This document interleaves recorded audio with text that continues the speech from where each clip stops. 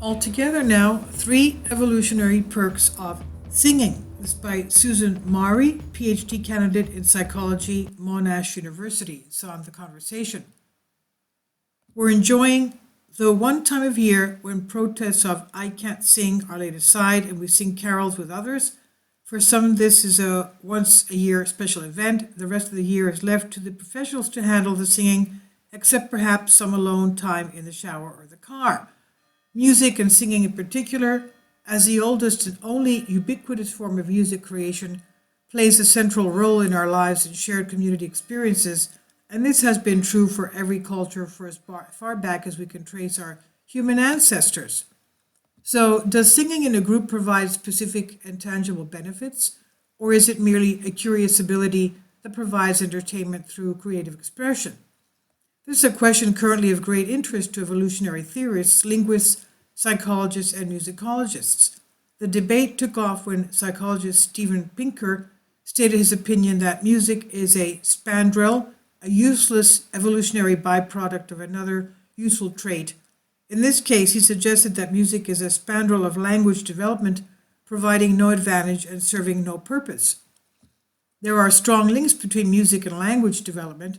Although there is no consensus on the actual nature of the relationship, arguments include theories that language developed from music. Music sprang from language. They both developed from proto-language that was musical in nature. They developed concurrently.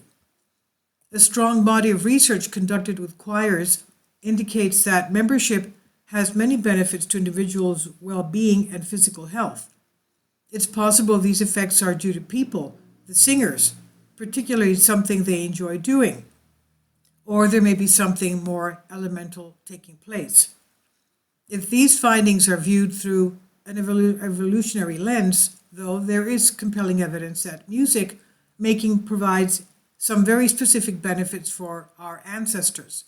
Specifically, there are 3 theories which have been proposed that, if true, may explain these effects while suggesting that group singing is still beneficial to all. 1. Singing creates a shared emotional experience. 2. Singing increases social bonding. 3. Singing improves cognitive function. Sing us a song. You're the hominid. Our hominid ancestors used music to create shared emotional experiences. This would have been particularly important for early hominids struggling to survive because emotion served as a kind of a red flag to our cognitive processing systems, signaling that something critical requires attention. Emotions prioritize the many options that we may have at any given time and reduces data overload from the bombardment of senses that we experience. Hominids, like many other primates, could have developed very small social groups or even no social groups. But the ability for a large group to work cooperatively together was more advantageous than individuals attempting to survive alone. In order to cooperate, individuals needed to subsume their individual priorities for action and learn to delay gratification so that the good of the group could take precedence, such as foregoing eating or sleeping in order to build a shelter. Group singing likely provided a rewarding, positive activity where emotional empathy could be developed. We know that interacting with music today is, for almost everyone, both an emotional and overwhelming positive experience. Music is also used to reinforce positive moods and manage negative moods. Adolescents regularly use music as an effective mood regulator. Others put music to targeted purposes. Many athletes use music to put them in a mood state that supports peak performance, and research shows it is to be an effective strategy. Music's ability to change or reinforce a mood relies on the same principle of emotional contagion. Social significance. Second, music engagement would likely have led to increased pro-social behaviors. This would be supported by a shared emotional state which relies on emphatic skills, empathy, to spread. But music is also at the center of where we first learn to be sociable, in the mother-infant bond. Infants are mesmerized by their mother's infant directing singing. It is a communication tool between mother and infant and is highly companionable in nature. Listening to a mother sing has an immediate and profound impact on the infant's arousal and attention. including physical responses. These musical communications are highly effective despite the infant not understanding the linguistics involved. They are also universal. Lullabies are recognized as such in virtually every culture on Earth. There are strong indications that group music making and social behaviors are still linked today. Individuals with Williams syndrome, in addition to profound cognitive deficits, are known for both their love of music and their incredible sociability. Music therapy has been shown to reliably improve social behaviors in individuals on the autism spectrum. Choir members consistently report that social bonds are one of the primary benefits of choir membership. More experimental studies indicate that instrumental jazz musicians use the communication centers of their brains when coordinating play, and that guitarists and even audience members experience synchronized brainwaves when a duet is played. And there's a video in here in the link below you can see.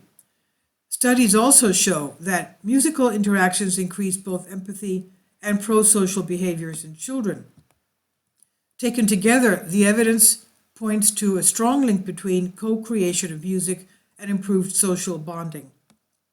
Getting ahead, finally, evolutionary theorists argue that it was their musicality that allowed hominids to develop what is known as a social brain, while others argue that the complex brain we enjoy today developed to keep track of large social networks. It may have been a bit of both. By creating a shared emotional experience and increasing members' pro-social behaviors, group singing supported complex social networks.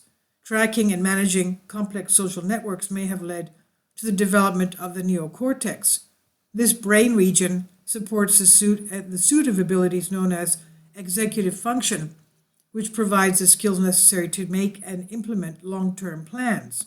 It also supports cognitive flexibility, which is a style of fluid cognition that allows humans to successfully pair concepts that don't generally go together, resulting in creative, insightful, and elegant ideas and solutions.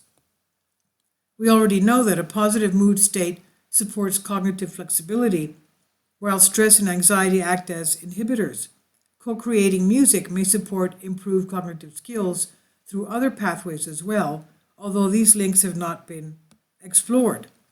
Of course, all theories concerning the use of music by early hominid groups and conjecture resting on the scant pieces of evidence the fossil record leaves us, as well as what we know about our own musicality today. But the questions are important because it can inform us about our own relationship to music. If the theories outlined here are correct, it may benefit us both as individuals and as community to normalize and promote music co-creation. Participating in singing ought to be more than a once-a-year activity. This is on The Conversation by Susan Maury, PhD candidate in psychology, Monash University, and its Creative Commons.